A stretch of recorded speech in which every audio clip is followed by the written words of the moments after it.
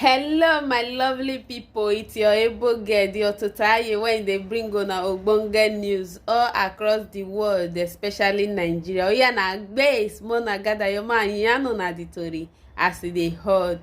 The National Secretary to Meet Yala when they call Alhassan Saleh don come out come make comment concerning the governors of South-East and South-South meeting when they do for Asaba in Delta State on Tuesday wey be 11 May 2021 when the governors come agree for open grazing to be banned because open grazing of cows dey don cause war between communities.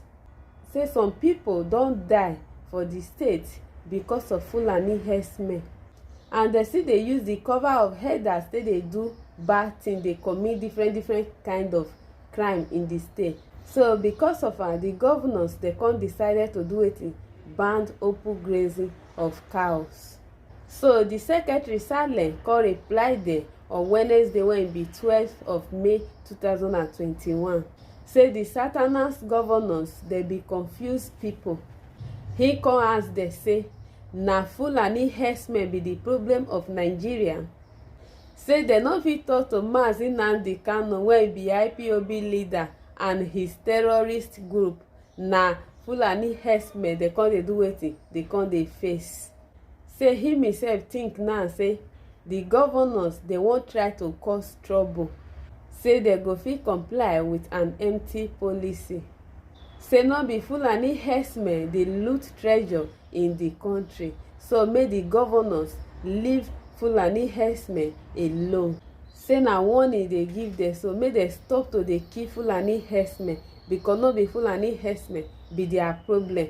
The chairman of Senate Committee on Army wey dem dey call Ale Idume come sit talk for Abuja the same yesterday say no be open grazing issue be the problem. Say the area where the farmers and the herders dey get clash na only for the north central, e no reach south-south, e no reach south-east. Say the south-west and the south-south dey get issue of agitators. So why dem come out dey talk of open grazing ban of cows when they get issue to settle? Make dem go do wetin? Go settle their issue first. The Senate say the blame games no go solve any problem, e no go help matter. Make dem stand up do the needful.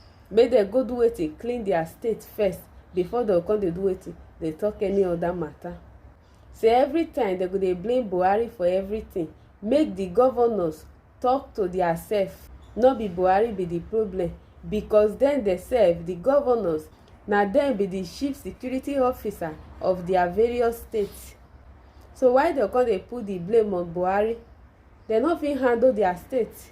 Say make dem dey blame themselves. Say see agitators now, dem no fit do anything, dem no fit settle am. Dem dey come outside dey talk other issue when dem get serious issue for hand. Say so make dem focus on all those issues, make dem leave Buhari out of it. So my people, now as dem do wetin? Come let una know. Let's go straight to another ogbonge update news. On Wednesday again, the army they don show again.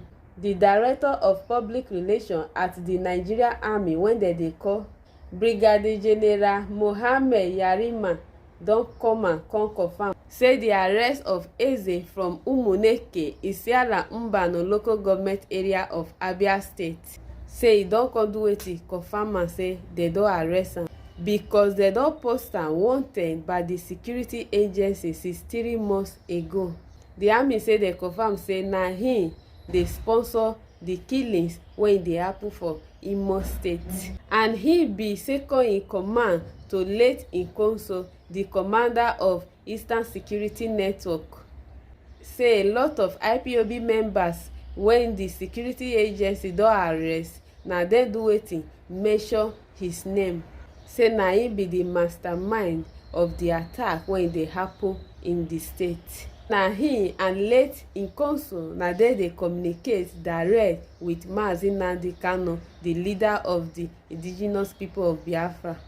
So dem come carry out the radio Wednesday for e father house where he dey. Na there dem come take do wetin? Arrest am. so dem say na him be the second in command to Nkonso.